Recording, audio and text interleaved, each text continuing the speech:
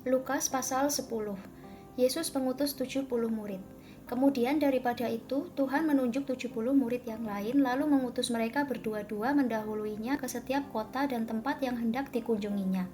Katanya kepada mereka, "Tuaian memang banyak, tetapi pekerja sedikit. Karena itu mintalah kepada Tuhan yang empunya tuaian, supaya ia mengirimkan pekerja-pekerja untuk tuaian itu. Pergilah, sesungguhnya aku mengutus kamu seperti anak domba ke tengah-tengah serigala. Janganlah membawa pundi-pundi atau bekal atau kasut, dan janganlah memberi salam kepada siapapun selama dalam perjalanan. Kalau kamu memasuki suatu rumah, katakanlah lebih dahulu, 'Damai sejahtera bagi rumah ini.' Dan jikalau di situ ada orang yang layak menerima damai sejahtera, maka salammu itu akan tinggal atasnya. Tetapi jika tidak, salammu itu kembali kepadamu. Tinggallah dalam rumah itu, makan dan minumlah apa yang diberikan orang kepadamu, sebab seorang pekerja patut mendapat upahnya. Janganlah berpindah-pindah rumah. Dan jikalau kamu masuk ke dalam sebuah kota dan kamu diterima di situ, makanlah apa yang dihidangkan kepadamu, dan sembuhkanlah orang-orang sakit yang ada di situ, dan katakanlah kepada mereka, 'Kerajaan Allah sudah dekat padamu.' Tetapi jikalau kamu masuk ke dalam sebuah kota dan kamu tidak diterima di situ, pergilah ke jalan-jalan raya kota itu dan serukanlah, 'Juga debu kotamu yang melekat pada kaki kami kebaskan di depanmu.' Tetapi ketahuilah ini, kerajaan Allah sudah dekat. Aku berkata kepadamu, pada hari itu Sodom akan lebih ringan tanggungannya daripada kota itu." Yesus mengecam beberapa kota. "Celakalah engkau Korazim, celakalah engkau Betsaida, karena jika di Tirus dan di Sidon terjadi mukjizat-mukjizat yang telah terjadi di tengah-tengah kamu, sudah lama mereka bertobat dan berkabung. Akan tetapi pada waktu penghakiman, tanggungan Tirus dan Sidon akan lebih ringan daripada tanggunganmu. Dan engkau Kapernaum, apakah engkau akan dinaikkan sampai ke langit? Tidak, engkau akan diturunkan sampai ke dunia orang mati. Barang siapa mendengarkan kamu, ia mendengarkan aku.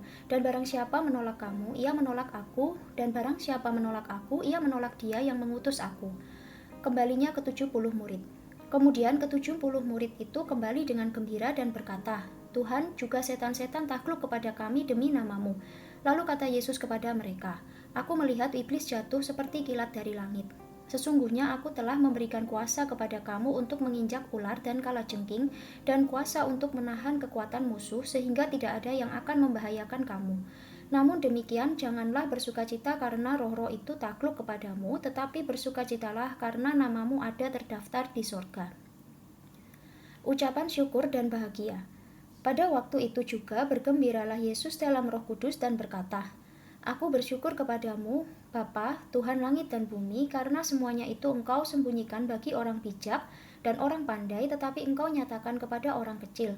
Ya Bapa, itulah yang berkenan kepadamu. Semua telah diserahkan kepadaku oleh Bapakku, dan tidak ada seorang pun yang tahu siapakah anak selain Bapa, dan siapakah Bapa selain anak, dan orang yang kepadanya anak itu berkenan menyatakan hal itu." Sesudah itu berpalinglah Yesus kepada murid-muridnya tersendiri dan berkata, "Berbahagialah mata yang melihat apa yang kamu lihat.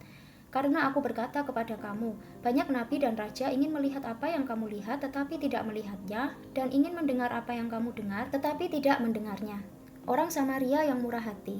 Pada suatu kali berdirilah seorang ahli Taurat untuk mencobai Yesus, katanya, "Guru, apa yang harus kuperbuat untuk memperoleh hidup yang kekal?" Jawab Yesus kepadanya, "Apa yang tertulis dalam hukum Taurat? Apa yang kau baca di sana?"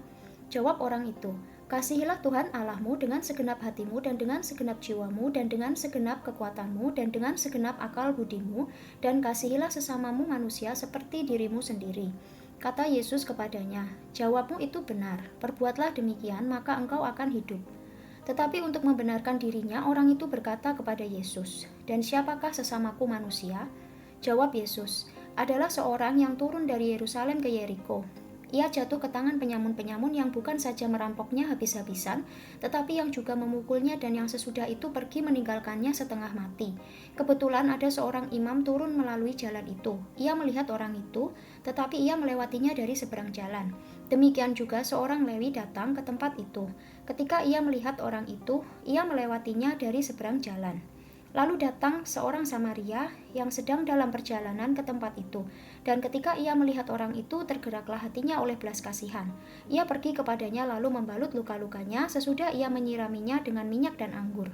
Kemudian ia menaikkan orang itu ke atas keledai tunggangannya sendiri, lalu membawanya ke tempat penginapan dan merawatnya. Keesokan harinya ia menyerahkan 2 dinar kepada pemilik penginapan itu, katanya, "Rawatlah dia, dan jika kau belanjakan lebih dari ini, aku akan menggantinya waktu aku kembali." "Siapakah di antara ketiga orang ini, menurut pendapatmu, adalah sesama manusia dari orang yang jatuh ke tangan penyamun itu?" Jawab orang itu, "Orang yang telah menunjukkan belas kasihan kepadanya." Kata Yesus kepadanya, "Pergilah dan perbuatlah demikian." Maria dan Marta. Ketika Yesus dan murid-muridnya dalam perjalanan, tibalah ia di sebuah kampung. Seorang perempuan yang bernama Marta menerima dia di rumahnya. Perempuan itu mempunyai seorang saudara yang bernama Maria. Maria ini duduk dekat kaki Tuhan dan terus mendengarkan perkataannya, sedang Marta sibuk sekali melayani. Ia mendekati Yesus dan berkata, "Tuhan, tidakkah engkau peduli bahwa saudaraku membiarkan aku melayani seorang diri? Suruhlah dia membantu aku." Tetapi Tuhan menjawabnya, "Marta, Marta, engkau khawatir dan menyusahkan diri dengan banyak perkara, tetapi hanya satu saja yang perlu. Maria telah memilih bagian yang terbaik, yang tidak akan diambil daripadanya."